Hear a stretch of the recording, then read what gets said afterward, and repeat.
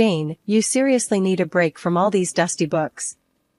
It's Clara's birthday bash tonight. You gotta join us. Liz practically commanded, her voice laced with that mix of concern and exasperation she reserved just for me. I'm Jane, a 34-year-old English literature professor, more comfortable dissecting Shakespeare's sonnets than navigating social gatherings. Fine, Liz. But if it's a snooze fest, I'm holding you responsible, I replied, marking my place in Hamlet with a sigh. That evening, Clara's party was in full swing, a whirl of laughter and clinking glasses. That's where I met Alex. He was the finance guy, his world of stocks and assets as distant from my literary haven as could be. Yet, something clicked, a spark neither of us could deny. Shakespeare, huh? That's pretty highbrow. I'm more about the Wall Street Journal than the Globe Theatre, Alex joked, his smile infectious. I chuckled, the warmth in his eyes softening my usual reserve. Well, perhaps I can show you that literature has its own charms. Might even teach you a thing or two about the human condition, I quipped, finding myself surprisingly at ease. The conversation didn't skip a beat, flowing as smoothly as the evening breeze. Soon, our casual meets turned into late-night talks, and before we knew it, we were inseparable. The idea of us seemed as natural as the turning of pages in one of my books. Meeting Alex's mother, Elaine, was like stepping into a scene from a novel. She exuded warmth and elegance, her demeanor as inviting as the home she welcomed me into.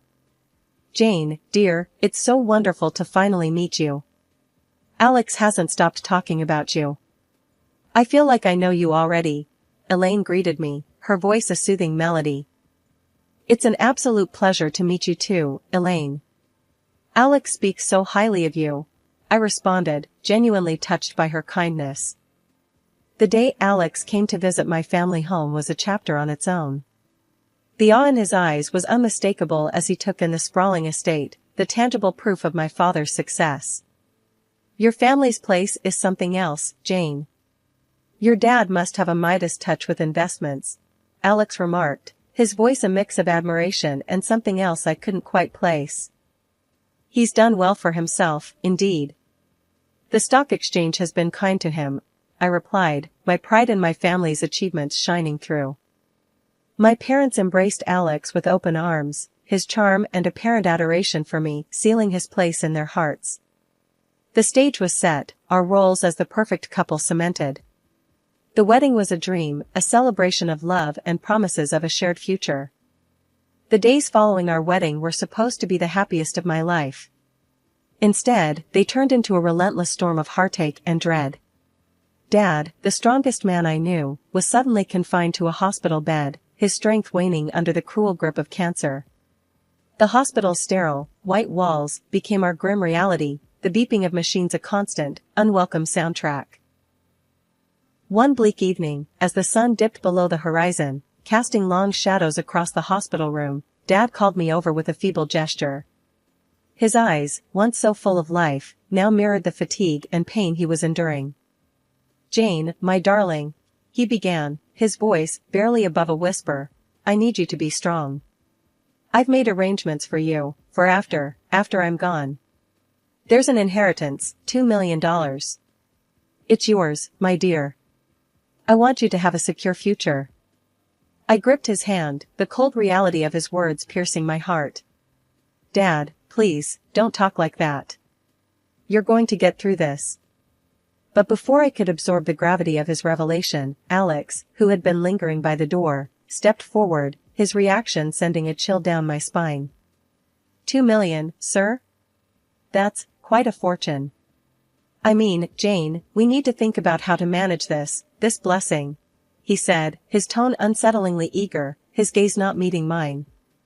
The days turned into an agonizing cycle of hospital visits and silent, tension-filled nights at home. Alex's demeanor had shifted, the man I had fallen in love with seemed consumed by thoughts of the inheritance, his warmth replaced by a cold, calculating distance. One night, as we sat in the dim glow of our living room, the silence between us thick and suffocating, Alex broke the stillness, his words like a cold gust in an already frigid room. Jane, we need to talk about the future, about the inheritance. Think about it, we could really turn our lives around. A luxury home, maybe travel the world. It's time to start planning, don't you think? He urged, his eyes not quite meeting mine. I stared at him, disbelief and anger swirling within me. Planning? My dad is lying in a hospital bed, fighting for his life, and you're here making plans for a future splurge? Is that all you care about, Alex? The money? He recoiled, as if my words were physical blows. No, Jane, you've got it all wrong. I'm just trying to look out for us, for our future.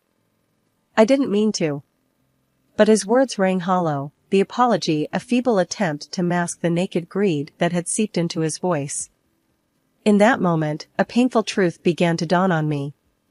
The man I had vowed to spend my life with was a stranger, his thoughts not on the profound loss we were about to face, but on the financial gain it would bring. Life after Dad's diagnosis was like walking through a never-ending fog. My home, once a place of laughter and warmth, felt cold, the air thick with unsaid words and hidden agendas. Elaine, Alex's mom, came into our lives like she was the cavalry, ready to save the day. But her eyes, sharp and calculating, told a different story. Jane, honey, you're worn to a thread, Elaine said one evening, her voice smooth, but with an edge that made me uneasy. Let me help around here. You shouldn't carry all this alone. I was too tired, too beaten down by the relentless waves of worry, to argue. Thanks, Elaine. I appreciate it, I really do, I replied, trying to muster a smile. But the real storm was still brewing, quietly, sneakily. That night, Elaine came to my room with a small bottle in her hand. Jane, you look like you could use some real rest. These will help you sleep. Trust me, she said, pushing the bottle of pills towards me. Something in her insistence set off alarm bells in my mind, but the promise of a few hours free from my racing thoughts was too tempting. All right, I'll give them a try. Thanks, Elaine, I said, though a part of me was screaming to throw the pills away.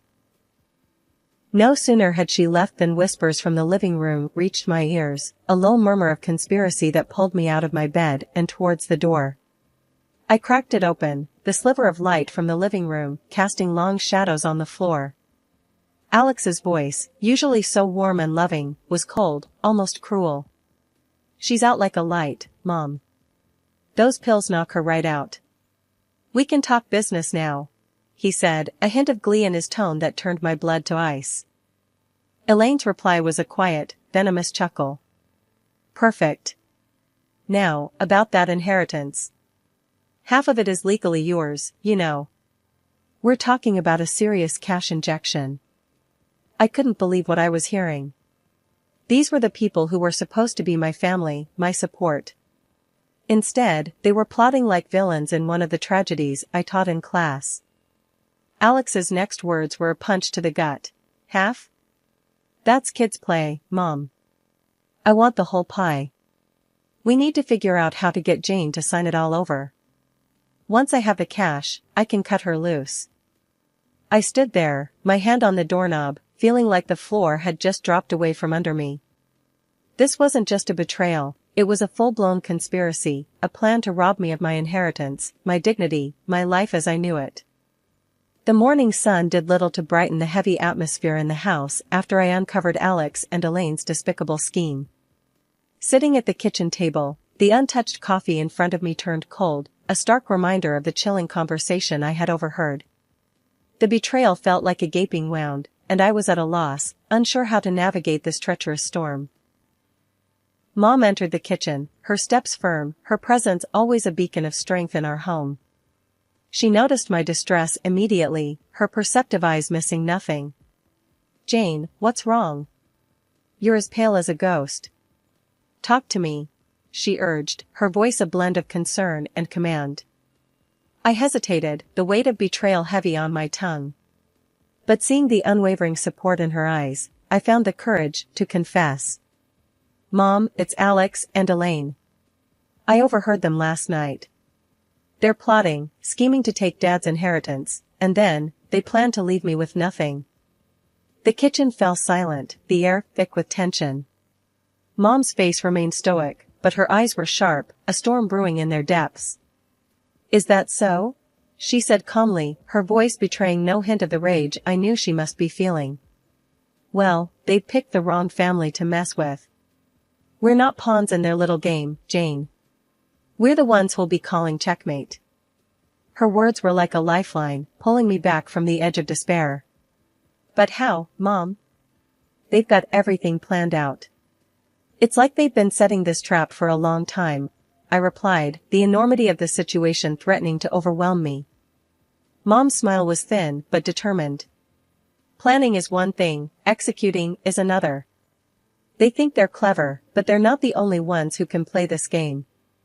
We need to be strategic, think 2 steps ahead." The kitchen became our war room, the table of battleground where strategies were formed and tactics were laid out. "First, we need to secure your assets, make sure they can't get their hands on what's rightfully yours," Mom said, her mind racing through the legal labyrinths. "But Mom, the inheritance is huge, and it's all in my name. How can we protect it from them?" I asked, the problem seeming insurmountable. She gave me a look that was both fierce and reassuring. "We'll consult with the best lawyers, set up trusts, do whatever it takes. Your father didn't work his whole life for his legacy to fall into the hands of vultures." As the plan took shape, I felt a spark of hope ignite within me. "Mom, you're incredible. I don't know what I'd do without you." Her hand reached across the table, gripping mine with a strength that bolstered my resolve. "You're your father's daughter, Jane, strong and smart. You'll never have to face anything alone. Now, let's put our plan into action and show those snakes they've bitten off more than they can chew." The day of the will reading was like the calm before the storm.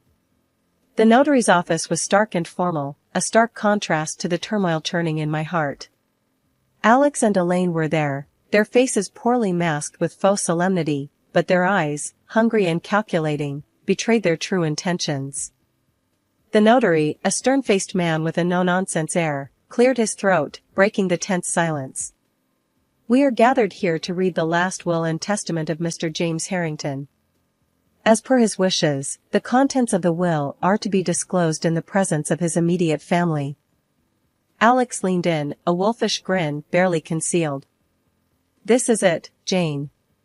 Our new beginning," he whispered, his breath cold against my ear.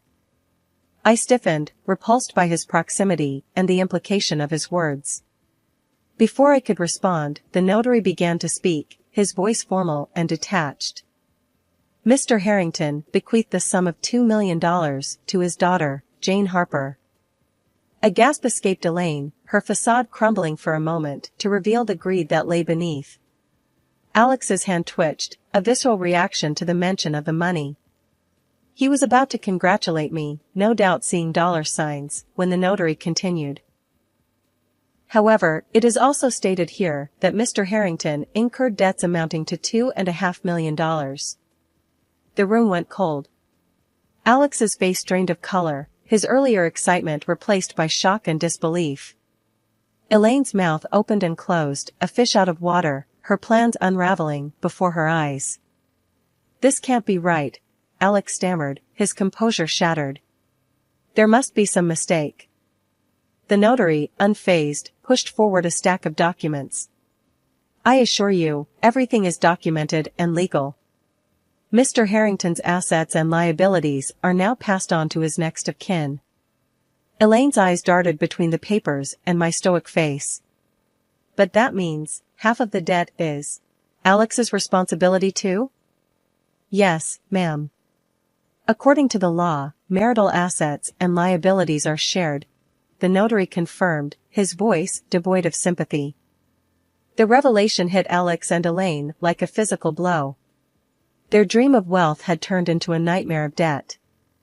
Elaine's earlier warmth vanished, her true nature, venomous and self-serving, coming to the forefront. "We're not paying for this. It's her father's mess," Elaine hissed, her earlier facade of the doting mother-in-law gone. Alex, desperation creeping into his voice, turned to me. "Jane, we need to sort this out. You can't let this happen. I looked at him, the man I once loved, now a stranger driven by greed and deceit. Sort this out? Alex, you made your intentions clear. You're not in this for me or for us. You're in this for the money. The room was thick with tension, the notary a silent observer to the drama unfolding before him. In that moment, the storm broke, the veil lifted, revealing the true colors of the people I had once called family. But as I stood there, facing the betrayal and the mountain of debt before me, I knew I wasn't alone. Mom's hand found mine, her grip firm and reassuring. We'll handle this, Jane. Together, she whispered, her voice a bastion of strength. Alex and Elaine, initially struck dumb by the revelation, quickly erupted into a whirlwind of fury and disbelief. This is insane. Alex bellowed, his face contorting with anger. Are you seriously telling me this pile of papers is for real? Show them again, this can't be happening. The notary, a pillar of calm amidst the storm, methodically laid out the documents once more. Each line, each number, was a testament to a reality they couldn't escape. Elaine, her composure shattered, turned her venom towards me. You knew, didn't you? You and your mother planned this. You're trying to drown us in your family's mess. That's when Mom stood up. Her presence filled the room, a quiet force amidst the chaos. Enough, she said, her voice cutting through the noise like a blade. My husband had his faults, his vices. The gambling, the debts, they were his burden. And now, according to the law, they are shared by Jane and Alex. Elaine's face was a mask of rage, her earlier facade of kindness nowhere to be seen. We're not paying for someone else's mistakes. We won't let this happen. Cornered and desperate, Alex played his final, desperate card. If that's how it's going to be, then fine. I want a divorce. And in that agreement, we'll make it crystal clear, neither of us gets anything from the other. No claims, no money, no property. Nothing. His words, meant to intimidate, only fueled my newfound resolve. A divorce? That's the best idea you've had in a long time, Alex. Let's make it official. You walk away empty-handed. No ties, no debts, no nothing. The agreement was drafted with clinical precision, a clear, unambiguous document that severed the ties that once bound us. We signed it, each stroke of the pen marking the end of a chapter, the end of a farce disguised as a marriage. After signing the divorce papers, the heavy door of the notary's office closed behind us with a thud that felt final. The crisp air outside did little to clear the heaviness that hung over me. Alex and Elaine, their masks of pretense thoroughly discarded now, couldn't contain their contempt. Well, Jane, looks like you're stuck with the short end of the stick. $500,000 in debt. That's quite a hole you're in, Alex sneered, his voice dripping with disdain. Elaine's laugh was cold, void of any warmth she once feigned. You really thought you could outsmart us? Enjoy paying off your father's mess. Just then, Mom stepped forward, her demeanor calm but with an undercurrent of steel. You two might want to hold off on your celebrations. You see, there's more to this story. Alex scoffed, his arrogance unshaken. What could you possibly say to change anything now, Mrs. Harrington? Mom's smile was enigmatic, a prelude to the revelation that was about to turn the tables. Well, for starters, Jane's not alone in this. I'm here, and unlike what you've been led to believe, the real financial genius in this family has always been me. Elaine's smirk faltered, confusion clouding her features. Alex's expression mirrored his mother's, disbelief and curiosity warring on his face. I've been the one managing the successful investments, the stock market ventures, not my late husband. My net worth? It's currently around $70 million. And yes, Jane is my sole heir. The impact of Mom's words hit Alex and Elaine like a physical blow, their smugness evaporating, replaced by shock and a dawning realization of the grave miscalculation they had made. Alex, the color draining from his face, stammered, 70 million? But that means. Mom's gaze was unwavering, her voice firm. It means, Alex, that you and your mother have been chasing shadows while ignoring the real treasure. Jane's inheritance from me will secure her future. As for the debts left by her father, consider them settled. I won't have my daughter burdened by them. Elaine's mouth opened and closed, words failing her for the first time. Alex, his knees seemingly unable to support him, sank to the ground, his earlier bravado shattered. Please, Jane, I didn't know. I was wrong. Forgive me, he pleaded, his voice barely a whisper, the mask of the cunning strategist gone, leaving only a desperate man in its wake. But it was too late for apologies, too late for regrets. I looked down at the man I once loved, now a stranger groveling at my feet. Forgiveness is earned, Alex, not begged for. You made your choice, and now you have to live with it. Turning my back on Alex and Elaine, Mom and I walked away, their pleas and protests fading into the background. The last laugh was indeed ours, but it wasn't one of triumph or joy. It was a laugh that acknowledged the end of a painful chapter and the beginning of a new, hopeful journey. The debt, the deceit, the heartbreak, they were all behind us now. Ahead lay a path of healing and rebuilding, with the strength and wisdom of a bond that no storm could break. The last laugh was a promise of brighter days, of a future where the shadows of the past no longer loomed over us. It was the laughter of freedom, of liberation from the chains of greed and betrayal. And as we stepped into the light of a new dawn, it was the laughter that heralded the beginning of a new chapter, written on our own terms, in our own time. The dust had settled, and the dawn of a new day brought clarity and a profound sense of peace. My life, once entangled with Alex and Elaine's deceit, was now my own. Yet, the echoes of their betrayal hadn't faded completely. Alex, in a last-ditch effort to salvage what he had lost, showed up on my doorstep, his eyes hollow, his stance one of desperation. Jane, please, you have to listen to me. I was wrong, terribly wrong. Can't we just start over, forget all that happened? He pleaded, his voice a mix of regret and fear. I looked at him, the man I once thought I knew, and felt nothing but detachment. Start over? After everything you did? Alex, you don't seem to understand. It's over. There's nothing left to say. Before he could respond, a sharp knock interrupted our standoff. Two men, faces stern and purposeful, stood at my doorstep. Are you Jane Harper? We're here about the debts your husband accrued. He's been borrowing money, making some risky deals, and it's time to settle up. The news didn't shock me as much as it might have before. Alex's capacity for deception seemed boundless. But I was prepared, the pain and betrayal I had endured had forged a resilience I never knew I had. I invited them in, offering a seat but not comfort. I understand this is a difficult situation, but I'm afraid you're knocking on the wrong door. Alex's face went pale, his eyes darting between me and the creditors, the reality of his situation sinking in. I calmly presented the divorce papers, the ink dry, but the words echoing the finality of our severed ties. As you can see, we're no longer connected legally. Any debts he incurred are his and his alone. We made it explicitly clear in our divorce agreement, no claims on each other's assets or debts. The creditors scanned the documents, their expressions turning from frustration to understanding. Seems like you've got everything in order, ma'am. We're sorry to bother you. We'll take this up with Mr. Alex Harper directly. As they stood up to leave, Alex reached out, desperation clear in his voice. Jane, please, you can't let them do this. I'm ruined without your help. I looked at him, a man drowning in the consequences of his own greed and deceit. Alex, you made your choices.